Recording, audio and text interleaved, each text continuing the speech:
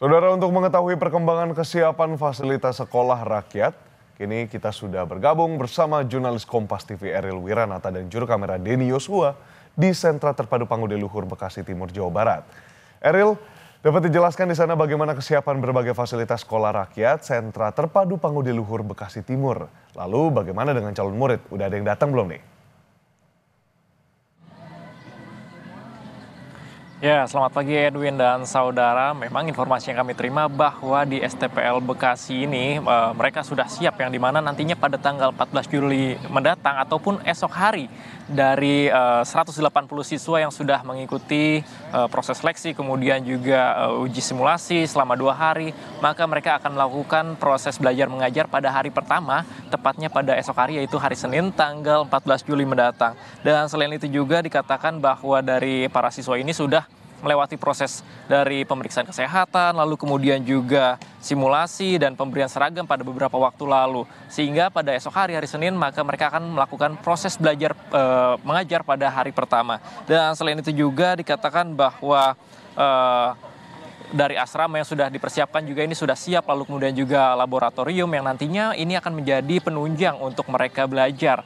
Dan selain itu juga dikatakan bahwa untuk orang tua tidak perlu khawatir bagi anaknya yang sekolah rakyat berada di Bekasi ini, karena mereka dapat mengunjungi anaknya kapan saja dan dapat memantau sehingga tidak perlu khawatir terkait dengan kegiatan anaknya. Dan selain itu juga bahwa mereka dapat memantau secara digital karena memang sistem belajar mereka yang sudah digunakan dengan learning management ini sistem, sehingga bagi orang tua dapat memantau. Dan selain itu juga dikatakan bahwa pada sekolah rakyat ini mereka ditekankan ataupun terdapat pendidikan yang cukup berbeda dengan sekolah pada umumnya, yang dimana adalah pendidikan karakter yang diberikan kepada siswa dari sekolah rakyat ini. Kemudian juga ada pendidikan keterampilan untuk mengasah para siswa, dan selain itu juga ada pendidikan lainnya yang dimana nantinya akan menyesuaikan dengan bakat atau kemampuan dari para siswa ini, sehingga dapat memberikan para siswa untuk lebih dapat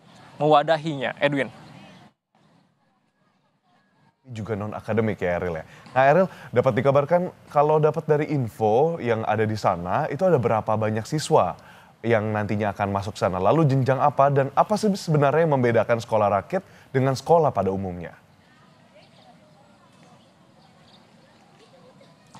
Ya Edwin, tentu saja bahwa nanti di Bekasi ini akan sebanyak 180 siswa yang mengikuti proses belajar mengajar. Tentu saja ada pembedanya, yang dimana pembedanya tersebut mulai dari pendidikan karakter yang ditekankan, lalu kemudian juga ada pendidikan talent yang dimana nantinya akan memberikan siswa kesempatan untuk memilih dari bakat ataupun mata pelajaran yang mereka minati. Dan selain itu juga dikatakan bahwa ini merupakan boarding school, sehingga mereka akan tinggal di asrama.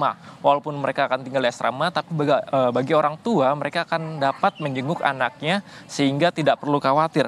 Dan selain itu juga untuk fasilitas yang dapat diberikan kepada sekolah ini adalah fasilitas makan, sehingga bagi para siswa tidak perlu khawatir, mereka akan difasilitasi dari dapur yang nantinya mereka akan dapat konsumsi. Selain itu juga dikatakan bahwa fasilitas asrama dan beberapa fasilitas lainnya adalah tempat olahraga, laboratorium untuk menunjang dari kegiatan belajar mengajar. Karena memang untuk sekolah rakyat ini diutamakan atau proyeksinya nantinya untuk memberikan layanan pendidikan yang baik kepada masyarakat ataupun siswa-siswi yang nantinya akan melakukan proses belajar mengajar ini, yang sebanyak 180 di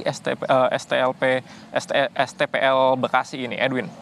Baik Eril, peningkatan kualitas pendidikan dan juga kehidupan bagi siswa-siswi tentunya target dari sekolah rakyat ini yang menjadi kunci utama dari gelaran sekolah rakyat yang kita lihat besok Senin 14 Juli 2025. Kita akan update lagi nanti Eril. Terima kasih banyak jurnalis Kompas TV Eril Wiranata melaporkan langsung, dan juga juru kamera Denny Yosua dari Bekasi, Jawa Barat. Masih sama-sama dari Jawa Barat, saudara. Kita juga ingin memantau bagaimana kesiapan sekolah rakyat di Bandung. Ada jurnalis Kompas TV Ahmad Fadilah. Fadil, bagaimana kesiapan sekolah rakyat di sana? Belajar mengajar sekolah rakyat Universitas dosen Dago Bandung. Sejauh ini persiapan sekolah rakyat sudah dipastikan oleh Wakil Menteri Sosial Agus Yono yang melakukan penilaian pada kemarin Sabtu, di mana Pak Agus Joni memastikan bahwa secara keseluruhan baik berbagai fasilitas mulai dari fasilitas ruang belajar, ajar, dan asrama, sekretariat dan juga dapur ataupun tempat untuk menyiapkan makanan dan tempat ini sudah dipastikan siap digelar untuk olahraga pada tingkat nasional. Tapi memang Pak Menteri dalam sidang kemarin memang ada bilang siapan itu sudah mencapai tetapi tidak mesti 100% lagi kurang apa yang ada di olahraga dengan politeknik jaga sosial dan ini menggelar pada besok. Tapi memang pihak Kementerian Desa pun tidak hanya menekan beberapa fasilitas di olahraga, tetapi juga sudah melakukan bimbingan terhadap tenaga pengajar yang disiapkan sudah mencapai kita 1.500 tenaga pendidik yang akan untuk memberikan berbagai materi selama proses olahraga di Jatra di Politeknik Jaga Sosial yang akan digelar mulai besok. Baik Fadil, tadi kita bisa lihat juga dari kunjungan Wakil Menteri Sosial sebelumnya, beberapa evaluasi telah dilakukan untuk kesiapan sekolah rakyat di Bandung. Terima kasih banyak jurnalis Kompas TV Ahmad Fadil atas laporan Anda. Selamat beraktivitas kembali.